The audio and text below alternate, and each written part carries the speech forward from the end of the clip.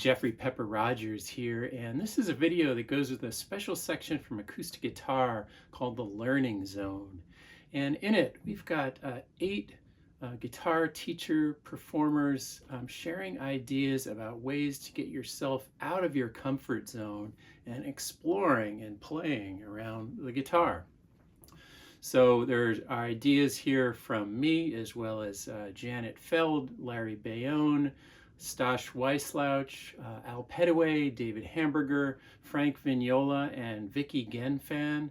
All kinds of ways to kind of shake things up and jumpstart your learning. So we're going to kick it off with some exercises from Janet Feld that aim at helping you clean up and speed up chord changes. Hey, this is Janet Feld, and I'm the Chief Music Officer at Janet's Planet Music Lessons for Humanoids, and I'm also on the faculty at the Passim School of Music. And I want to share with you today my 3 favorite exercises that help my students go out of their comfort zone, but get them to the fun zone as soon as possible. Now, the first one I like to call Strum Torture! No! Now, the way it works is this. If you're somebody who's a beginner and you still have a pause in between chords when you're switching, then this is for you. All right. Now, the first thing is, for example, if I'm playing a song with my students, I always start them with a song that has an A chord, a D chord, and an E chord. And the strumming pattern we're using,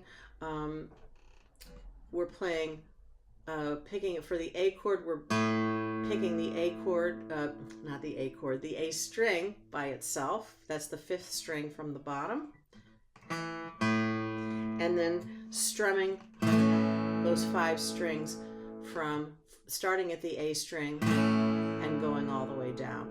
And we do that twice, like so. Bass, strum, strum. We also play a D chord with the D string, 4th from the bottom, as your bass. And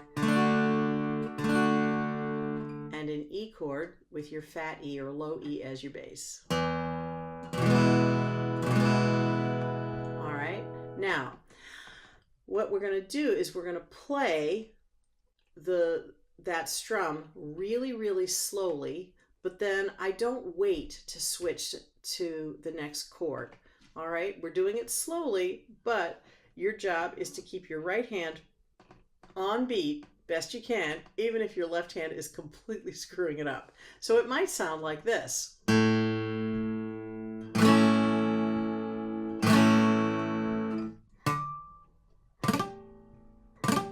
Or worse. Now, what that does is it tends to cause a stress response in my students, and it also leaves them feeling like I'm making them practice their mistakes, which can really piss off their inner Hermione. All right, so this is a leap of faith, all right? So, because I promise you, the during part will not be fun, but you're going to love the results.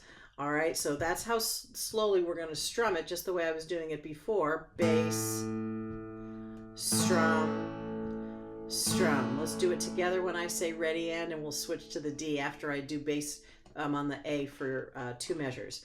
Ready and bass, strum, strum, and one more, bass, strum, strum to the D, bass, strum, strum. Let's go back to the A, bass, strum, strum. Let's go to the E, bass, strum, strum. Back to the A, bass, strum, strum. All right, so if you're somebody who's had trouble switching chords without a pause, you might have had this feeling like, wait for me!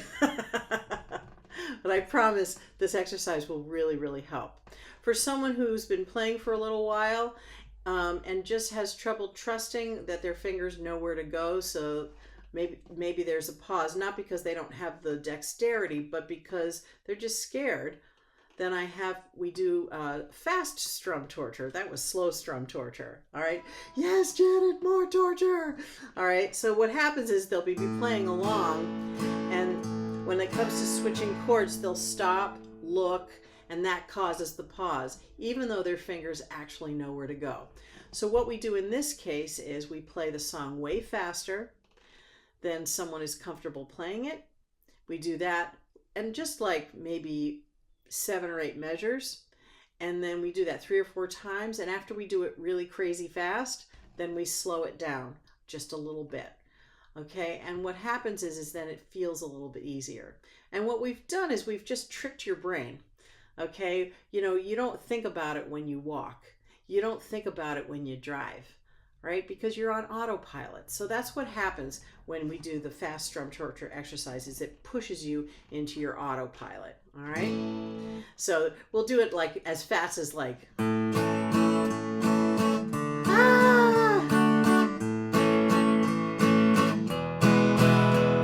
right? And then after doing it like that a few times, then we'll do it more like so.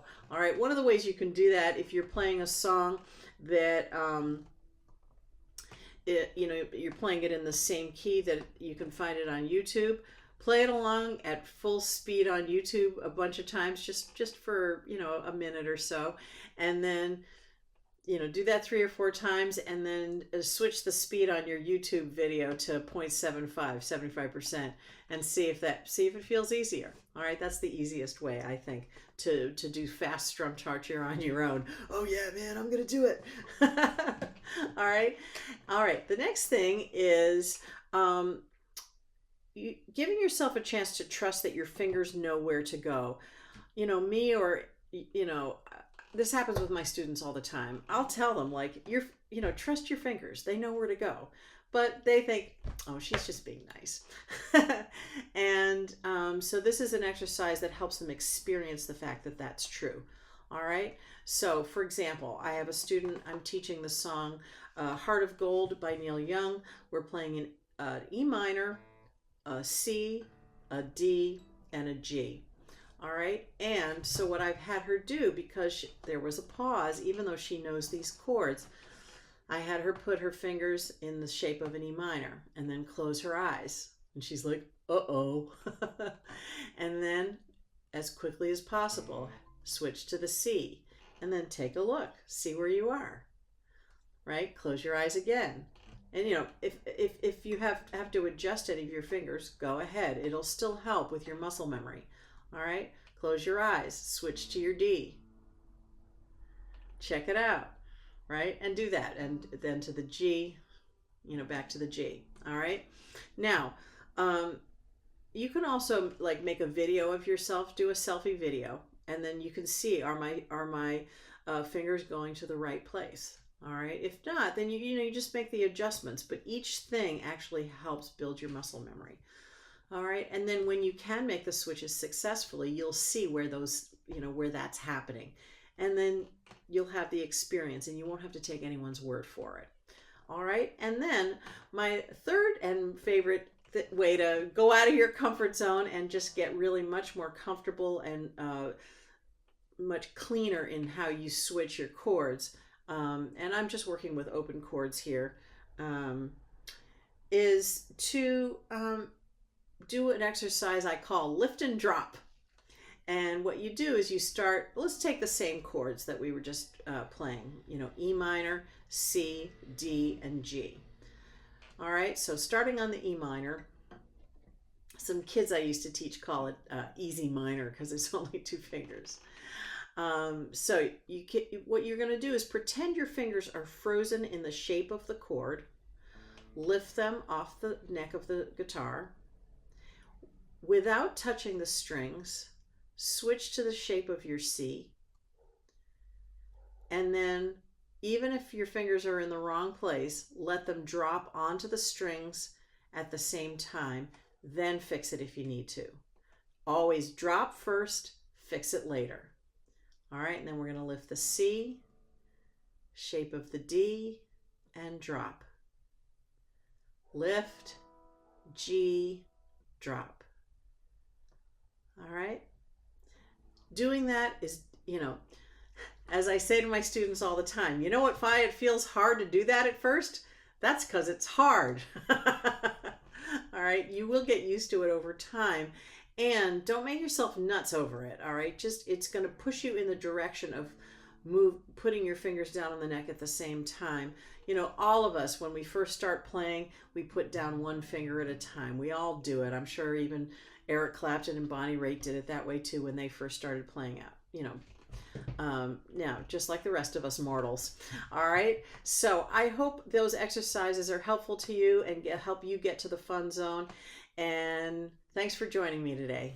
Hi, Larry Baione here, and here is the 3-octave G major scale. We're going from this G all the way to this G. So I'll play it first and I'll explain.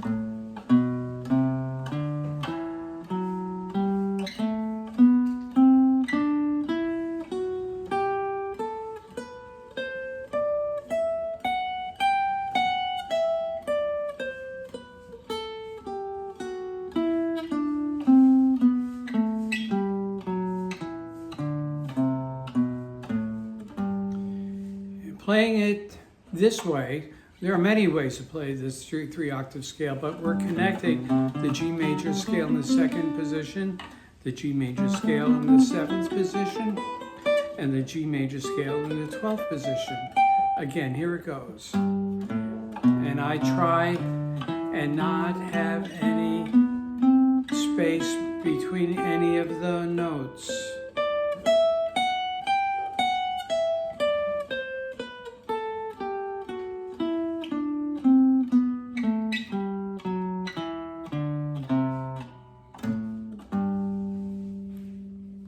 So we could take B flat major, for example, 3rd position between the 3rd and 6th fret.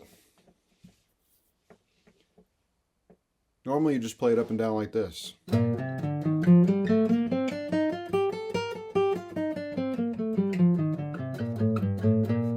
But with interpolated fifths, you go like this.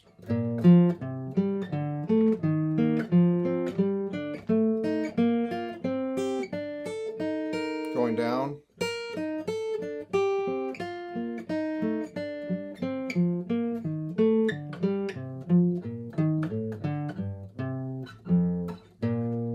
Something like that.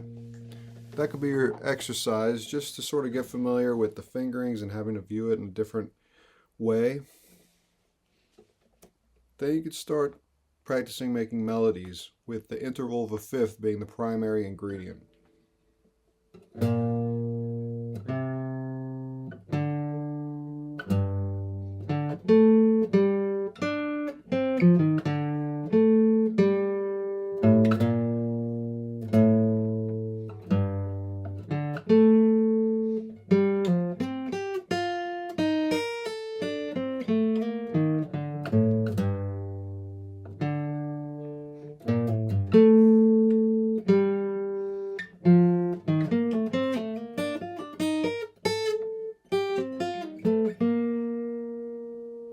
Something like that. Did I love everything I played? No. Was I out of my comfort zone? Yes. Could new possibilities arise from being out of the comfort zone? For sure. Hey, it's Jeffrey Pepper Rodgers here to share with you a little exercise that I like to do to get out of playing ruts on the guitar, doing the same patterns, and get myself around the fingerboard and maybe uncovering some new territory. And that is just to take a melody and play it in a bunch of different places and keys on the guitar. So a simple melody works great for this, and I'm just going to use as an example Stephen Foster's Oh Susanna.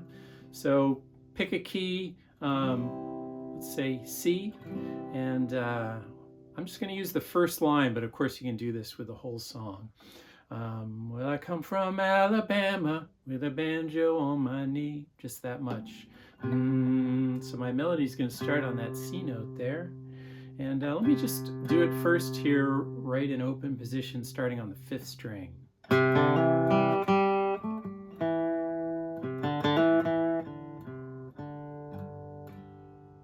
playing a little bit of the harmony too. Starts off on the 1 chord C, goes to the 5 G.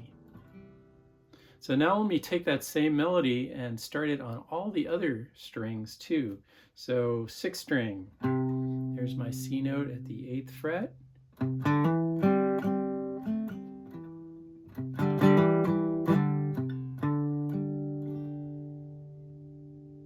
A few little double stops, a little bit of harmony added in. 4th string, there's my C note up here at the 10th fret.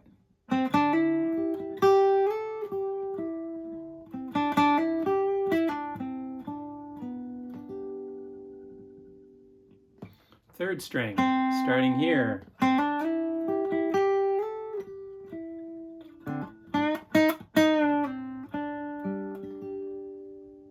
little bit of a bend.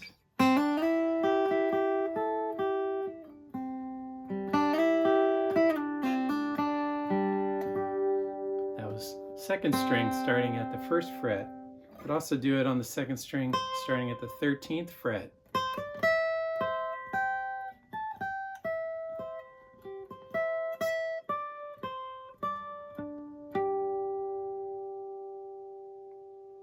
First string, hoop, starting at the 8th fret.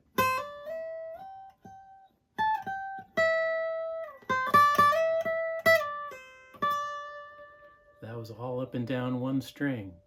So a bunch of different places, different articulations, hammer-ons, pull-offs, slides, bends, just kind of taking into account the harmony too, maybe adding in a little bit of that underneath it. And so just getting me around the neck a little bit. Now let me just take this and put it in some other keys too without using the capo. So just going to start here with the common open keys on the guitar. So let me take it to A.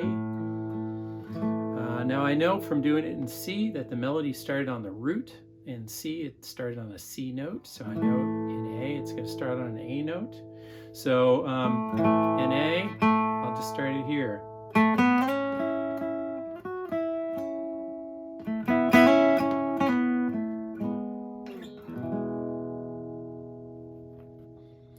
So obviously I could take that in A also and play it in a bunch of different places, but for right now I'm going to just roll through some other keys and just do that, just do it one way in each key. Take it to G, and let me try it down low here.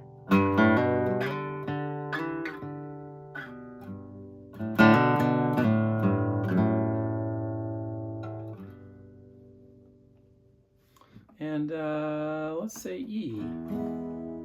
I'm going to try it up here on the neck.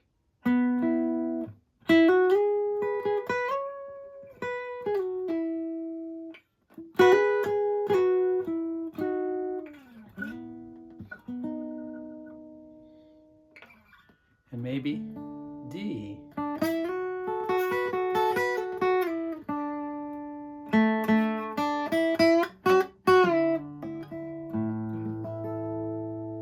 Just reaching for some things, flubbing a little bit there, but you get the idea.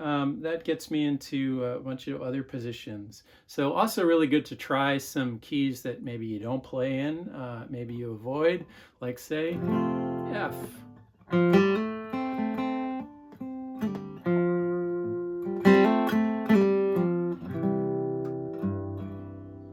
Actually is nice in the key of F there. How about B flat?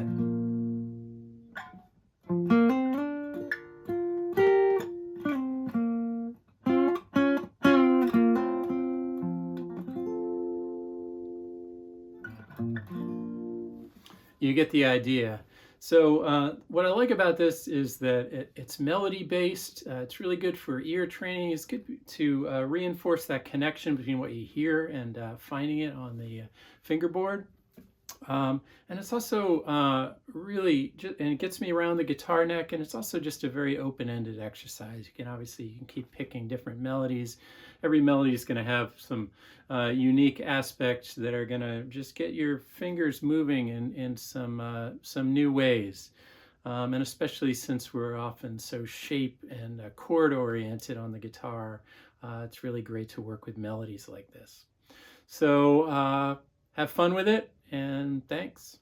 Hey there, I'm Al Petteway, and I'm doing this little video for Acoustic Guitar magazine. They asked me to explain some of the things I do when I'm feeling stuck or I just want to stretch myself a little bit.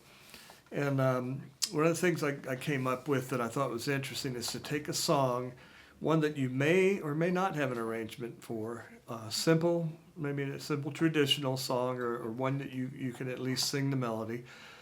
Figure it out in whatever tuning you're in. Right now I'm in Dadgad, D-A-D, G-A-D. And so if I start in Dadgad here, I'll have a different approach than I would if I was in standard. So I'm going to take the tune The Water is Wide, or I guess the older version, the Scottish version, is called Wally Wally, Oh Wally Wally. And I'm going to first show you how I might play it in standard. I've never done an arrangement of this, so this is all kind of new to me, and it would be actually probably full of mistakes, but that's sort of the whole idea. So I'm going to start it, and I'm going to figure it out in major. I'm going to I think it's in the key of G typically, so I'm going to try G in Dadgad and figure out the scale that I might have to play. And then I'm going to do the same thing, but do it in minor. And I'll do that, just for an example, in two different keys. So here's G. And the scale in G would be like...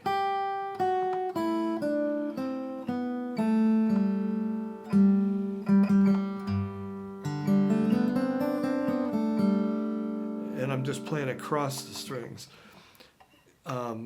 So I think the melody goes something like...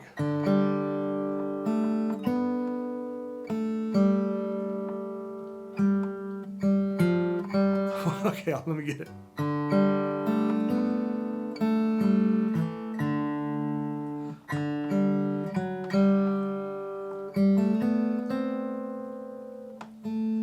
So let's just do that much. So then I would add a bass line.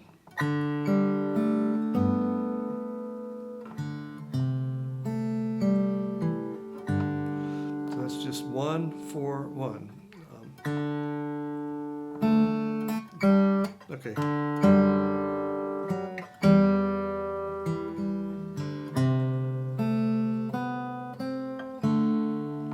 Let's say I got that, and what I might want to do is take that same thing and fill it in a little bit.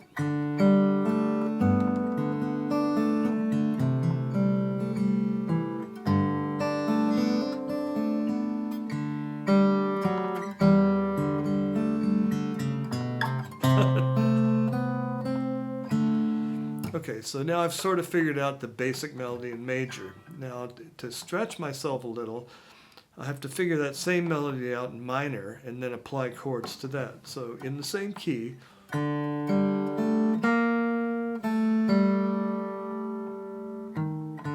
would be what it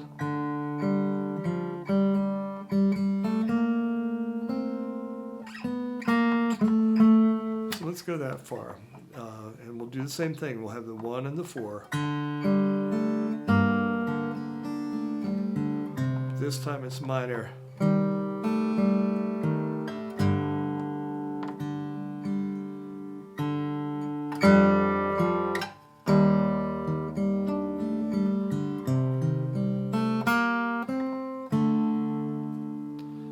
It gives it a whole different flavor, and you could really just use that as a starting off point to write a whole new tune.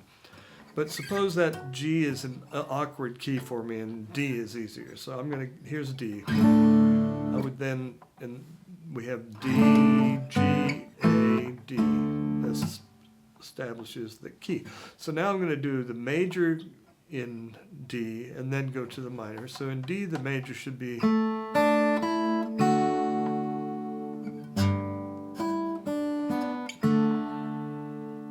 then...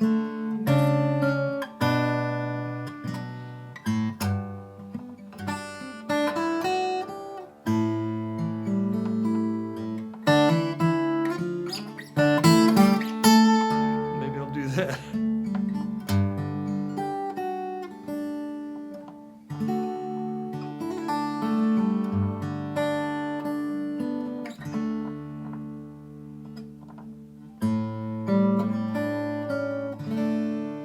Okay, so that's the rough idea. And so to stretch myself, I'm already stretching myself by just trying to figure out a song I've never played. But I know the melody well enough that it would take me just a little while longer to figure that out. So now what I do is I take that and I'm in the key of D. What would it be if I changed the key of D to the key of D minor? And then my melody is going to be like this. Instead of that.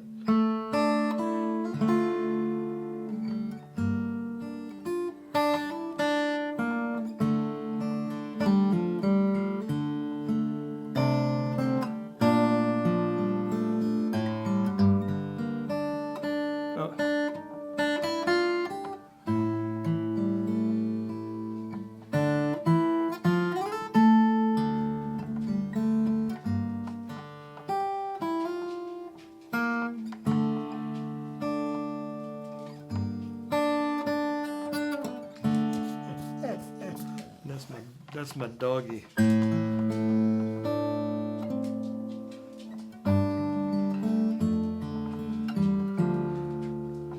part of that is just learning the scale. In D, it's the major scale is, the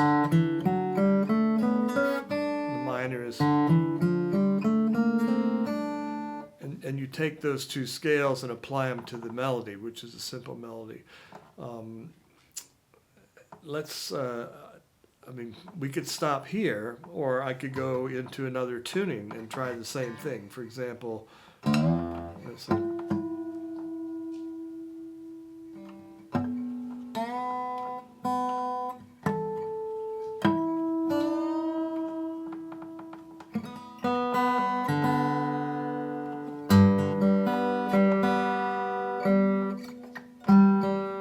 So now I'm in standard. So I know the melody is going to be the same, and it's going to be a different fingering.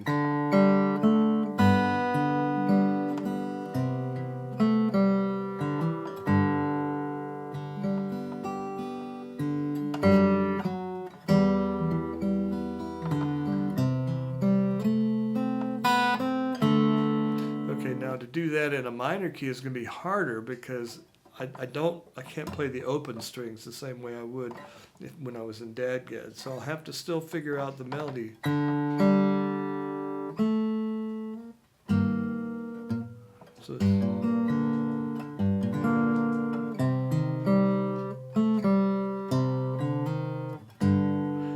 So it's a little different in fingering, but the concept is exactly the same. And you may find that you have to use some bar chords and maybe move up the neck.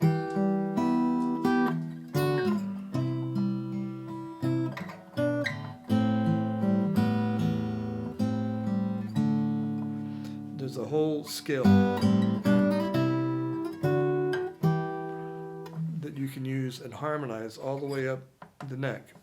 So start playing with things like taking a tune, do a simple arrangement, change it to a minor key, change the key, and then maybe start using it higher up on the neck and playing different, a different octave of the same tune.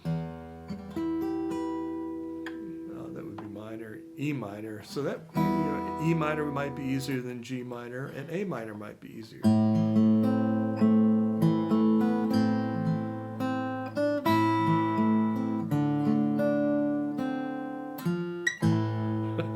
Or an E minor.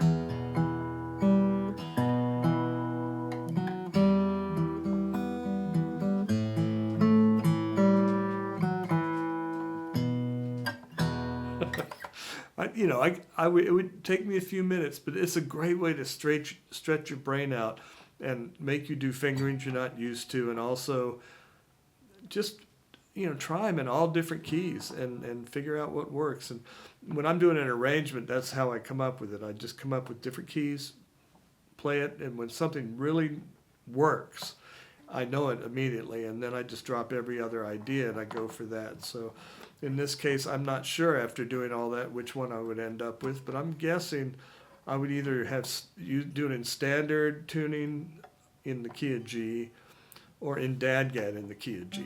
They both felt really comfortable to me. So that's, and then going into a minor is just for fun, just to see if you can do it. So have fun with that. And I've got all kinds of ideas that I could tell you about, because I'm always having fun playing the guitar. That's my number one goal, is to have fun, play the guitar. Don't worry about being perfect.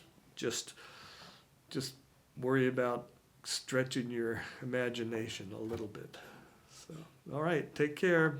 See you later.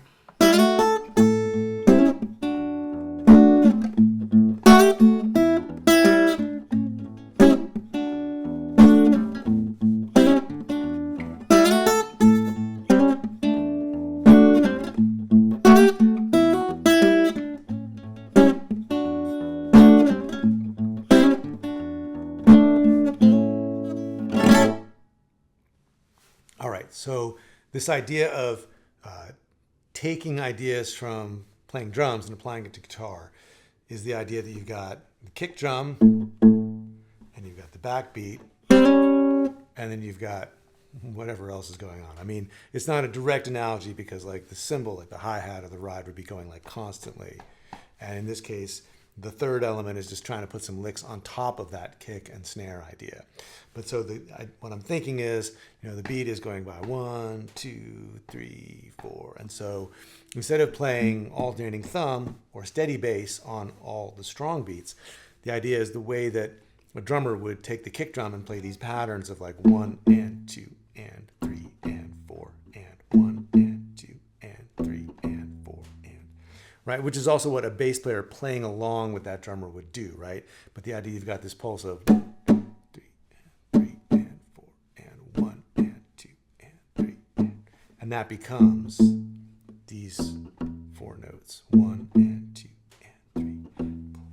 And then the snare is going to play on the backbeat on 2 and 4. So 1 and 2 and 3 and 4 and 1, 2 and 3 and 4 and then maybe that becomes whatever chord you happen to be doing at the time.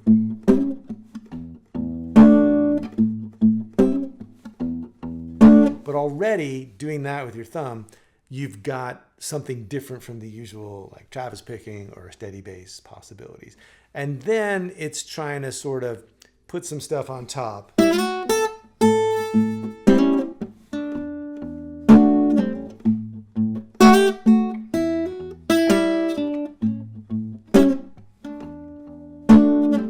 And so when putting licks on top, sometimes you can grab the chord, like the supposed backbeat, right? Just that on beat 2. And then there's other stuff happening on top, but then that happens on 4. So now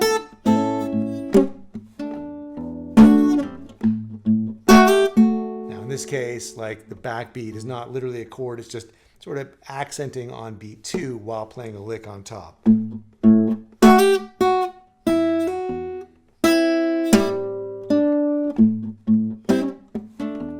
then back to a more obvious statement of the groove.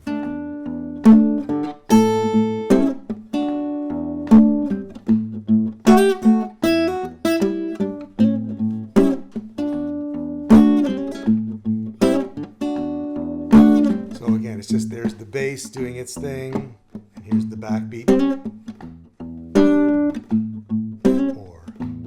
And then different stuff on top.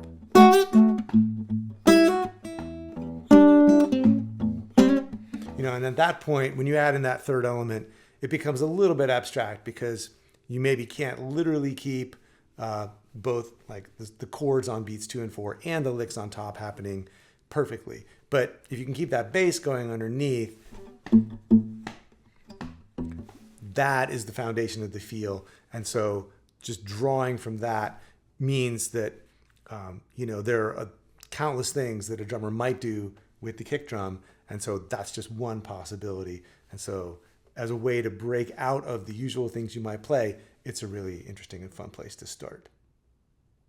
Hello, all out there in acoustic guitar magazine world. My advice to get out of the box a little bit, out of your comfort zone, is an exercise basically called random get a metronome going and start playing some eighth notes randomly to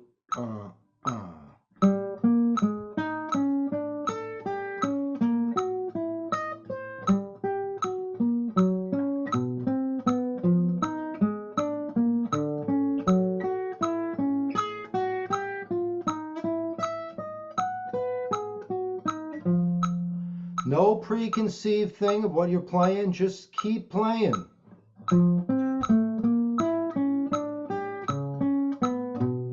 Try to make combinations you never do.